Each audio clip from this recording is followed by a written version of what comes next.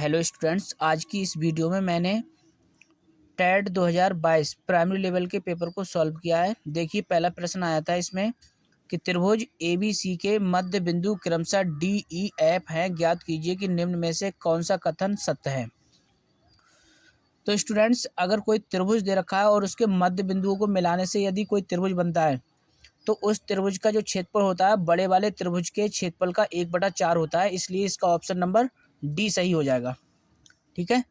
उसके बाद में दे रखा था, यदि किसी दिए गए आंकड़े का समांतर माध्य ए है, ज्यामितीय माध्य जी है तथा हरात्मक माध्य एच हो, तो कह रहे हैं कि निम्न में से कौन सा विकल्प सही होगा। ठीक है। तो इसमें जो समांतर माध्य होता है वो गुणोत्तर माध्य से कैसा होता है, बड़ा होता है, और जो गुणोत्तर माध्य होता है वो आपका हरात्मक माध्य से बड़ा होता है। तो ऐसा इसमें विकल्प देखो, इसमें देखो पहला ऑप्शन जो दे रखा है, इसमें आपका जो समांतर माध्य है वो गुणोत्तर माध्य से कैसा है, बड़ा है, और हरात्मक माध्य से गुणोत्तर माध्य बड़ा है। तो ऑप्शन ए इसका कैसा हो जाएगा, ठीक हो जाएगा। फिर उसके बाद में तीसरा क्वेश्चन कह रहा है, यदि दो संख्याओं का अंतर तथा गुणनफल क्रमशः 5 तथा 36 हो तो उनके व्युत्क्रमों का अंतर कितना होगा। चार ऑप्शन आपके लिए दे रखे हैं। तो ऐसे क्वेश्चन के लिए आप कैसे सॉल्व करेंगे, आप लिखेंगे व्युत्क्रमों का अंतर बराबर अंतर बटे गुणनफल। अब अंतर कितना दे रखा, अंतर है आपके पास में 5 और गुणनफल कितना है आपके पास में 36, तो 5/36 इसका आंसर हो जाएगा। फिर चौथा क्वेश्चन लिया है इसमें कि कह रहे हैं किसी कमरे की चारों दीवारों का क्षेत्रफल 660 मीटर स्क्वायर है तथा लंबाई इसकी चौड़ाई की दोगुनी है। यदि कमरे की ऊंचाई 11 मीटर है तो इसकी छत का क्षेत्रफल है कितना होगा। आपको चार ऑप्शन दे रखे हैं, चारों ऑप्शन में से देखना है इसको सॉल्व करके कि कौन सा ऑप्शन ठीक है। तो क्या करा है इसमें, इसमें जो दे रखा था चौड़ाई मैंने x मान ली और लंबाई कितनी हो जाएगी 2x, उसकी दोगुनी होगी, और ऊंचाई 11 मीटर दे रखा है, और कमरे की चारों दीवारों का जो क्षेत्रफल होता है इसका फार्मूला होता है 2 गुणा लंबाई प्लस चौड़ाई इंटू ऊंचाई। चारों दीवारों का क्षेत्रफल कितना दे रखा है, 660 दे रखा था, हमें 2 ऐसी रखना है, लंबाई हमारे पास में 2x थी, चौड़ाई x थी, और इंटू में कितना 11, तो 11 दूनी कितना हो जाएगा 22, और इधर कितना हो जाएगा, ये अंदर वाला जुड़ के कितना हो जाएगा 3x, तो 3x को मैंने यहाँ रखा और 22 से इसको कैंसिल कर दिया, 22×3 = 66, तो 30 आ जाएगा। यहाँ से x का मान निकाल लिया, 10 आ गया। फिर x का मान कहाँ लगा देंगे, जो हमने माना था लंबाई और चौड़ाई, ये हो जाएंगी लंबाई और चौड़ाई। छत का क्षेत्रफल कैसे होगा, लंबाई गुणा चौड़ाई, तो 20 × 200, तो इसका ऑप्शन कौन सा, सी वाला सही हो जाएगा 200। ठीक। फिर उसके बाद में क्वेश्चन है आपका पाँचवा, यदि 10 की पावर 3x बराबर 125 हो तो 10 की पावर माइनस का 2x का मान कितना होगा, ये बताना है। तो मैंने क्या करा है, यहाँ पर लिखा है 10 की पावर 3x बराबर 125, तो 125 को लिख सकते हैं 5 की पावर 3, और यहाँ घातों का घात लगाओ तो गुणा हो जाएगा, तो मैंने 10 की पावर x की होल पावर 3 कर लिया। अब घातें समान है तो आधार की तुलना करने के बाद में 10 की पावर x का मान कितना मिल गया, 5। यहाँ देखा, इसको कैसे लिख दिया, 10 की पावर x और इसकी होल पावर -2। अब 10 की पावर x का मान कितना है 5, तो 5 की पावर -2, इसको प्लस का बनाने के लिए कि बन के बटे में लिख देंगे, तो 5 पंजे कितना हो जाएगा 25, तो 1/25 इसका ऑप्शन डी सही हो जाएगा। ठीक है, ऑप्शन डी इसका सही हो जाएगा। फिर क्या करेंगे, कह रहे हैं 20वीं सदी के स्वशिक्षित भारतीय गणितज्ञ प्रतिभावान कौन थे, तो इसका आपका आंसर कौन सा हो जाएगा, इसका आंसर हो जाएगा आपका ए ऑप्शन, श्रीनिवास रामानुजन। उसके बाद में कह रहे हैं सातवां क्वेश्चन में कह रहे हैं, यहाँ पर कह रहे हैं 16,075 को किस संख्या से भाग देने पर भागफल 167 तथा शेषफल 43 प्राप्त होता है। तो भाजक पूछ रहा है कि भाजक कितना होगा। तो फार्मूला हमारे पास में होता है भाज्य बराबर भाजक गुणा भागफल प्लस शेषफल। भाज्य हमारे पास में दे रखा है 16,075, भाजक हमने मान लिया x, भागफल हमें दे रखा है 167, शेषफल था 43 पहले इधर कम कर दो, और इसकी इससे साथ में मल्टीप्लाई हो रही है तो इसको ऐसे ही रखा है। फिर क्या करेंगे, 43 कम करने के बाद में 16,032 मिलेगा और उसे 167 से भाग कर दो, तो 96 बार में ये कट जाएगा, तो ऑप्शन इसका पहला वाला सही हो जाएगा। ठीक। फिर कह रहे हैं इसके बाद में 50 से छोटे धन पूर्णांकों में अभाज्यों की संख्या। ठीक है, 50 से छोटे धन पूर्णांकों में अभाज्यों की संख्या, कितने अभाज्य संख्याएं होंगी, तो ये आपको याद रखना है, तो कितने हो जाएंगी 15। ठीक है, आप काउंट करके बता सकते हो। फिर क्या कह रहे हैं, दो संख्याओं में से बड़ी संख्या का 2 गुना छोटी संख्या के 5 गुने से 3 ज़्यादा है तथा बड़ी संख्या के 4 गुने और छोटी संख्या के 3 गुने का योग कितना 71 है, तो वो संख्या क्या होंगी। इसको हम ऑप्शन से बहुत आसानी से सॉल्व कर सकते हैं। जैसे मैंने पहला ऑप्शन ले लिया, कह रहा था बड़ी संख्या का 2 गुना छोटी संख्या के 5 गुने से 3 ज़्यादा है। अब देख लो दोनों कंडीशन, बड़ी संख्या कितनी थी, इसमें 14 है, तो 14 का 2 गुना कितना हो गया 28। ठीक है, छोटी संख्या कह रहा है बड़ी संख्या का 2 गुना छोटी संख्या के 5 गुने से 3 अधिक है। अब छोटी संख्या 5 थी तो 5 यहाँ पर 5 कह रहे थे, छोटी संख्या के 5 गुने से, छोटी संख्या के 5 गुने से 3 अधिक है, तो छोटी संख्या का 5 गुना 5 पंजे 25, 25 3 का 28। ये बात तो सही हो गई। अगली कंडीशन देख लो, बड़ी संख्या का 4 गुना, अब बड़ी संख्या का 4 गुना 14 चौका 56 हो गया। कह रहे हैं बड़ी संख्या का 4 गुना और छोटी संख्या के 3 गुने का योग कितना 71। छोटी संख्या का 3 गुना 5 3 15, इनको जोड़ के देखो 71 आ रहा है, तो दोनों बातें सही हो गई। तो इसलिए ऑप्शन इसका पहला वाला सही हो जाएगा। ठीक है, फिर अगला क्वेश्चन देखो। अगला क्वेश्चन क्या कह रहा है, एक वर्ग का क्षेत्रफल जिसकी एक भुजा 8 सेंटीमीटर है उस आयत के क्षेत्रफल के बराबर है जिसकी लंबाई 16 सेंटीमीटर है। तो कह रहा है आयत की चौड़ाई ज्ञात कीजिए। आयत की हमसे चौड़ाई पूछ रहा है, तो क्या करेंगे, इसमें हमने क्या करा, वर्ग की जो भुजा दे रखी थी, वर्ग की भुजा दे रखी थी, क्या एक वर्ग जिसकी भुजा कितनी 8 सेंटीमीटर है, तो 8 सेंटीमीटर वर्ग का क्षेत्रफल क्या उतना हो जाएगा 8 8 64 सेंटीमीटर स्क्वायर। ठीक, अब 64 सेंटीमीटर स्क्वायर हो गया। क्या कह रहे थे, आयत का क्षेत्रफल के बराबर है, तो आयत के क्षेत्रफल के बराबर, तो आयत का क्षेत्रफल कितना हो जाएगा 64 हो जाएगा। इसको ऐसे ही रखा है, आयत का क्षेत्रफल होता क्या है, लंबाई गुणा चौड़ाई। अब लंबाई गुणा चौड़ाई होता है, तो हमें इसमें दे रखा लंबाई कितनी दे रखी थी 16, तो चौड़ाई निकाल लेंगे यहाँ से, तो 16 से इसको भाग कर दो, 16 चौका 64, तो ऑप्शन इसका कौन सा सही हो जाएगा, सी ऑप्शन इसका सही हो जाएगा। फिर उसके बाद में कह रहे हैं क्वेश्चन नंबर 11। देखो 11वां क्वेश्चन क्या कह रहा है, यदि a/3 b/4 c/7 हो तो कह रहे हैं a + b + c/c का मान ज्ञात कीजिए। तो आप इसको सॉल्व कर लो। यहाँ से अगर ऐसा दे रखा हो कभी क्वेश्चन, तो a/3 बराबर में कितना b/4 बराबर में कितना c अपॉन में आपका c/में कितना दे रखा है 7 और बराबर में कोई k मान लो, तो a का मान कितना मिल जाएगा 3k और b का मान कितना मिलेगा 4k और c का मान कितना मिल जाएगा आपके लिए 7k। तो यहाँ पर मान रख दो सभी ABC के, तो कितना हो जाएगा 3k और प्लस का b का मान कितना था 4k और प्लस का आपका 7k और बटे में कितना दे रखा था आपका c का मान कितना था 7k। ऐसे दे रखा 7 और 3 10 4 14, तो 14k हो जाएगा। ये कितना हो जाएगा सॉल्व करके 14k हो जाएगा और नीचे कितना 7k, k से k कैंसिल कर दो, 7 दूनी 14। ऑप्शन कितना हो जाएगा इसका 2 वाला, ये ए ऑप्शन है इसका, इसमें ऑप्शन दे रखा है 2, ये वाला आपका सही हो जाएगा। फिर क्या कह रहे थे, यदि 5 जनवरी सन 1991 को रविवार था तो 3 मार्च 1992 को सप्ताह का कौन सा दिन होगा।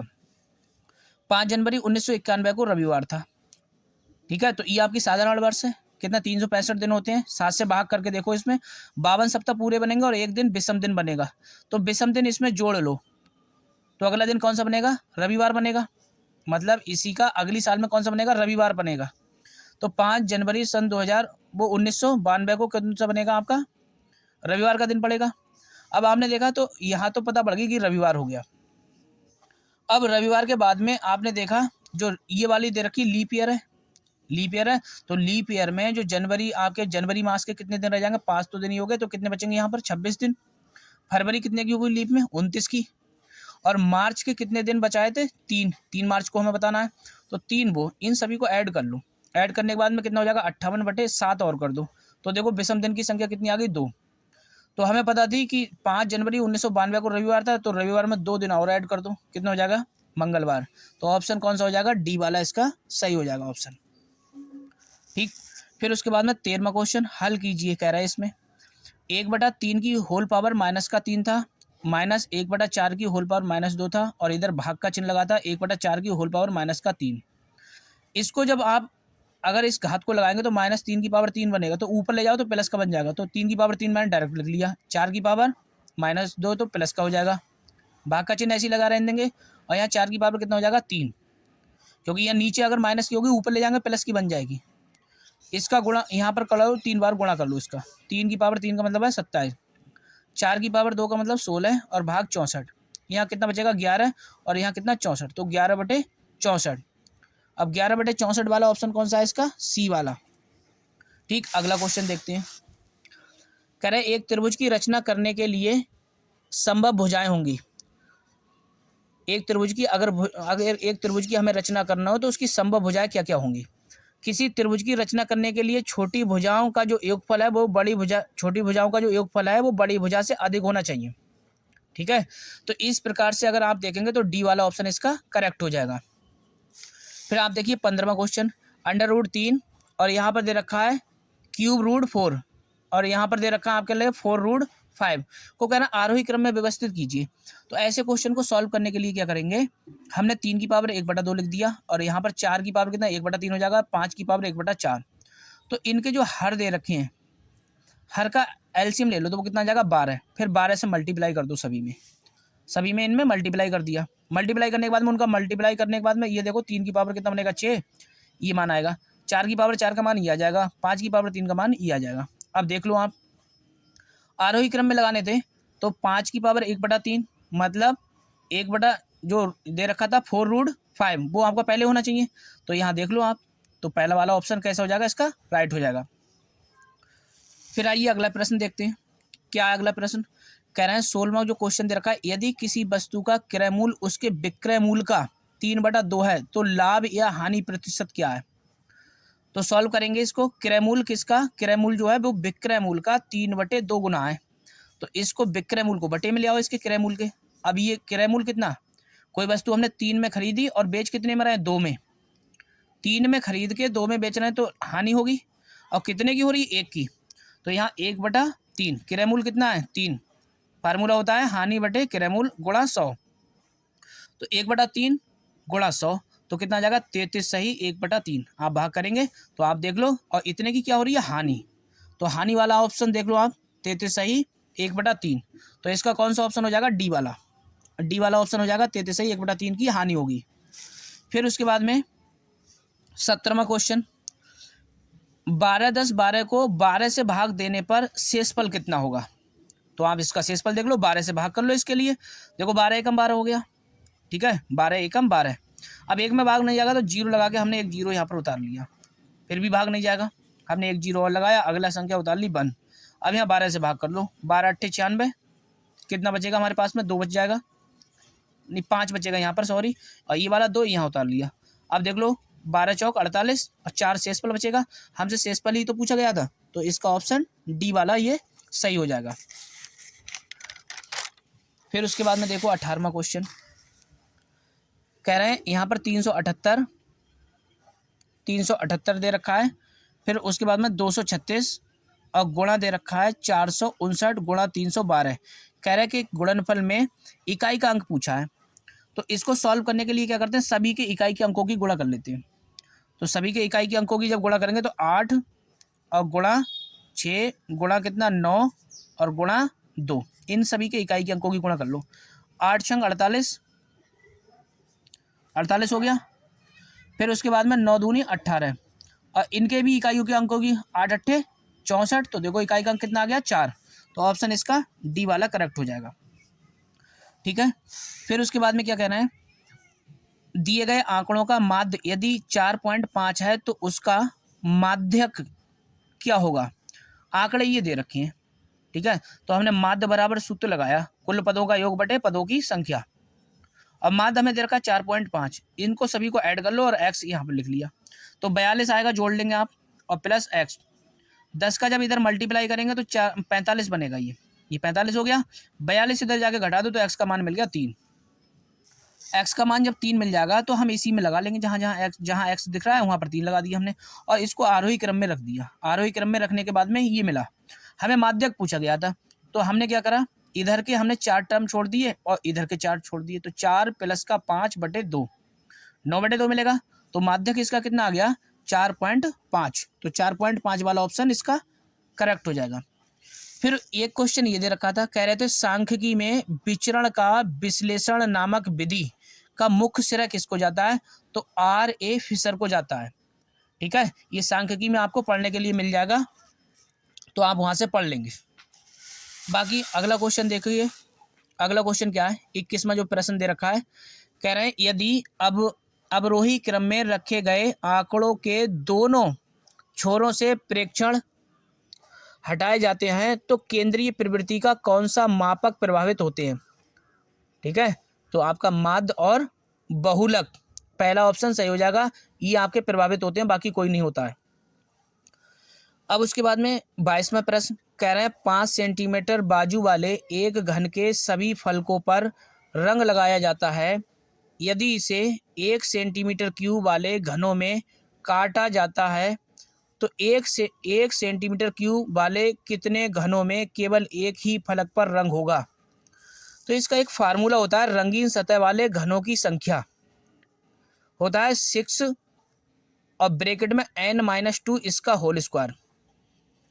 अब यहाँ पर n 5 बाजू थी, 5 बाजू थी तो n का मान कितना हो जाएगा 5, 5 यहाँ लगा दो, 5 - 2 कितना बचेगा 3, तो 3 की पावर 2, 3 3 9 और 9 6 54, ये कितना आ जाएगा 54 आ जाएगा। तो यहाँ पर इसका डी ऑप्शन करेक्ट हो जाएगा। फिर उसके बाद में 23वां क्वेश्चन देखो, पंचभुज के अंतःकोणों का योग ज्ञात कीजिए। हमसे बोल रहा है कि पंचभुज के अंतःकोणों का योग ज्ञात कीजिए। तो बहुभुज के अंतःकोणों का जो योगफल होता है वो होता है n-2 × 180, ये फार्मूला होता है इसका, n-2 गुणा 180। अब पंचभुज पूछ रहा है तो n की जगह 5 लगा दो, 5 में से 2 कम कर दो, कितना बचेगा 3, और 3 की गुणा 180 से कर दो, 18 3 54, तो 540, ये डी ऑप्शन इसका करेक्ट हो जाएगा। तो ये 23 क्वेश्चन ये हो गए। आगे देखते हैं, देखिए अच्छा क्वेश्चन है, कई बार ये भी रिपीट हुआ है प्रश्न। एक खंबे का 4/7 भाग कीचड़ में धंसा है, जब धंसे हुए खंबे का 1/3 भाग बाहर खींचा जाता है तो पाया गया कि 8 मीटर माप का खंबा अभी भी कीचड़ में है, तो खंबे की पूरी माप क्या होगी। बात समझ में आई। मैंने खंबे की पूरी माप मान ली x, ठीक है, x मान ली। अब कह रहे हैं कीचड़ का भाग, वो कह रहा है 4, एक खंबे का 4/7 भाग। अब खंबा की लंबाई टोटल कितनी मान ली मैंने, x मान ली, तो x का 4/7 हो जाएगा, तो x का 4/7 भाग कहाँ होगा, कीचड़ में होगा। बात समझ में आ गई होगी कि x का 4/7 भाग कहाँ है, कीचड़ में। अब आगे क्या कह रहा था, उस जब धंसे हुए खंबे का 1/3 भाग बाहर खींचा जाता है, जो कीचड़ का भाग था इसी का 1/3 भाग कहाँ बाहर खींचा जाता है, तो मैंने क्या करा 4/7x का 1/3 निकाला, तो कितना आ जाएगा 4x/21 हो जाएगा। बात समझ में आ गई। तो इस 7/4x में से यदि हम 4x/21 को घटा दें तो हमसे कह रहा था 8 मीटर माप का खंबा अभी भी कीचड़ में है, तो जब इसमें से इसको घटाएंगे तो बराबर में कितना बचेगा 8। इसको कैलकुलेट कर लो, एलसीएम कितना आ जाएगा 21, तो 7 3 21, 3 बार गया, 3 चौक 12x हो जाएगा। और इसको जब सॉल्व करेंगे तो इधर 8x बचेगा, और बराबर में इधर कितना दे रखा है ये, ठीक है 21 दे रखा है, गुणा में पहुंचा दो, 8 से 8 कैंसिल हो जाएंगे, x बराबर कितना आ जाएगा 21। तो जो खंबे की जो टोटल लंबाई है वो कितनी है 21 मीटर है। ठीक, उसके बाद में देखिए प्रश्न संख्या 25, ए और बी किसी काम को 12 दिन में करते हैं। ठीक है, ए और बी किसी काम को 12 दिन में करते हैं, बी और सी उसी काम को 15 दिन में करते हैं, सी और ए उसी काम को कितने दिन में 20 दिन में करते हैं। तो कहना है ए अकेले उस काम को कितने दिन में कर सकता है। तो हमने क्या करा, ए और बी कितने दिन में कर रहे थे 12 दिन में, बी और सी 15 दिन में, सी और ए कितने दिन में 20 दिन में।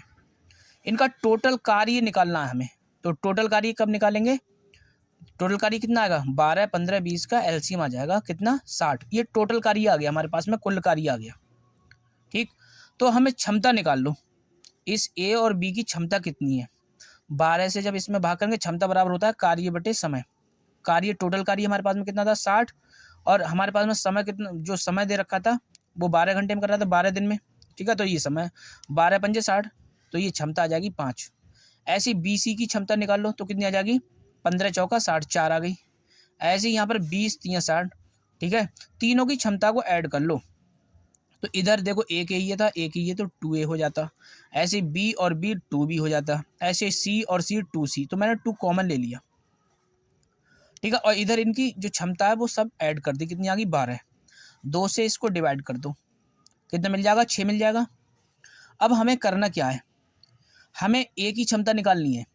तो ए की क्षमता निकालने के लिए क्या करेंगे, जो बी सी की क्षमता है उसको कम कर दो। तो बी सी की क्षमता कितनी थी 4 थी, तो 4 मैंने इधर रखा, बी सी का मान कितना था 4, तो 4 यहाँ रखेंगे, इधर ला के घटा देंगे 4, कितना आ जाएगा, ए की क्षमता आ जाएगी, कार्य क्षमता कितनी 2। हमें निकालना था कि ए उस काम को कितने दिन में करेगा, तो हमें टोटल कार्य में क्या करेंगे, उसकी क्षमता से भाग कर दो 2 से, तो कितना आ जाएगा 30 दिन आ जाएगा। बात समझ में आ गई होगी। तो 30 दिन इसका आंसर हो जाएगा। उसके बाद में देखो क्वेश्चन नंबर 26 क्या कह रहा है इसमें, ये भी सरल और इजी क्वेश्चन है। कह रहा है 26 में जो प्रश्न दे रखा है आपका, कह रहे थे 14/33, 42/55, 21/22 का कह रहे हैं महत्तम समापवर्त। जो चीज पूछी जाती है बस उसको ऊपर लिखते हैं, जो भी चीज पूछी जाएगी। तो इनके जो अंश हैं, अंशों का क्या निकालेंगे, मासा, महत्तम समापवर्त निकालेंगे, और जो हर है उनका क्या निकालेंगे, लासा। आ रही बात समझ में। तो अंश का जो मासा निकालेंगे तो मासा हमें कितना मिल जाएगा, 7 मिलेगा। ठीक है, मासा हमारे पास में कितना आ जाएगा, 7 आ जाएगा। और लासा हमने ये निकाल के आपको दिखाया, लासा कितना आ जाएगा, 330 आ जाएगा। बात समझ में आ गई। इनका गुणा कर लो ना, इधर वाले ये जो जितने बचे इनका गुणा कर लो तो 330 आ जाएगा। और मासा आप जानते हो जो सबसे मतलब कॉमन संख्या आपने देखा, तो कॉमन कितना 7 है, तो 7/330 देख लो, है कोई सा, सी ऑप्शन, सी ऑप्शन 7/330, इसका सी ऑप्शन सही हो जाएगा। क्वेश्चन ज़्यादा कठिन नहीं थे, बस सरल पेपर था, आपको अच्छे से देखने थे। ठीक है, ये दे रखा है 27वां क्वेश्चन, कह रहे थे 7 प्लस का 2 अंडर रूट में 10 का वर्गमूल कितना होगा। वर्गमूल पूछ रहा था, कई बार प्रश्न पूछा जा चुका है, तो ज़्यादा कठिन नहीं है। देखिए कैसे इसको सॉल्व करते हैं। 7 प्लस का 2 अंडर रूट में 10 दे रखा है, इस 7 को मैंने तोड़ लिया, 2 प्लस का 5 कर लिया, और इसको 2 को ऐसे रखा, इस 10 को ऐसे लिख सकते हैं, 5 दूनी 10 या 2 पंजे 10।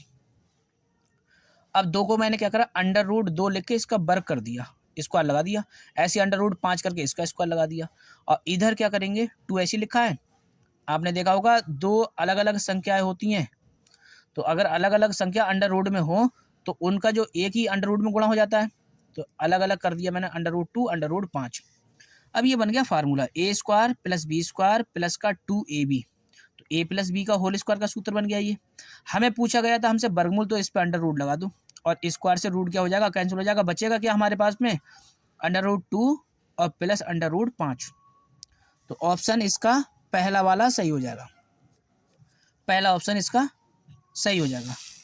फिर देखिए, फिर है क्वेश्चन 28वां, कह रहे हैं निम्नलिखित में से कौन सी संख्या 99 से विभाजित होती है। अच्छा प्रश्न है। अब विभाज्यता का नियम पता होना चाहिए कि 99 से, तो 9 से विभाज्यता का, और 11 से जो संख्या डिवाइड हो जाएगी तो वो 99 से डिवाइड हो जाएगी। तो लिखा 9 से विभाज्यता का क्या नियम होता है, 9 से विभाज्यता का नियम, सभी संख्याओं का जो अंकों का योग होता है वो 9 से अगर विभाज्य होगा तो संख्या 9 से डिवाइड हो जाएगी। और 11 से विभाज्यता का नियम क्या होता है, 11 से विभाज्यता का जो नियम होता है, सम स्थानों के अंकों का योग और विषम स्थानों के अंकों का योग का अंतर शून्य हो रहा हो तो वह संख्या आपकी 11 से डिवाइड हो जाएगी। बात समझ में आ रही है। आपने देखा कि सम स्थानों के अंकों का योग, यहाँ सम देखो कितना होता है, 2, 4 और 6, और विषम स्थानों को उनको जोड़ के उसका अंतर करके देखो क्या शून्य आ रहा है, शून्य आ रहा है तो 11 से डिवाइड है, इसलिए ऑप्शन सी वाला इसमें सही हो जाएगा। ठीक है, तो 28 प्रश्न ये हुए। 29वां प्रश्न ये दे रखा है, ये भी प्रश्न कई बार आपसे पूछा गया है परीक्षा में। क्या दे रखा है प्रश्न, कह रहे हैं पाई क्या है। ठीक है, तो पाई एक अपरिमेय संख्या है, और यदि पाई का मान 22/7 दिया होता, जैसे पाई का मान कह देता 22/7, ये क्या है, तो ये आपकी परिमेय संख्या हो जाती। बात समझ में आई। तो ये आपकी परिमेय संख्या हो जाती। तो इस वीडियो में मैंने क्वेश्चनों को सॉल्व कराने की कोशिश करी थी। जो यूपी टेट सन 2022 की जो परीक्षा हुई थी, प्राइमरी लेवल वाला मैंने पेपर आपको सॉल्व करवाया। अगर आपको सॉल्व कराए हुए क्वेश्चन आपको समझ आए हों, वीडियो अच्छी लगी हो, तो वीडियो को लाइक करें, शेयर करें और हमारे चैनल को सब्सक्राइब करें। ठीक है, आप जितना ज़्यादा से ज़्यादा इस पे लाइक दोगे तो मुझे लगेगा कि हाँ, मेरा पढ़ाया हुआ आपको समझ में आया। ठीक है, धन्यवाद।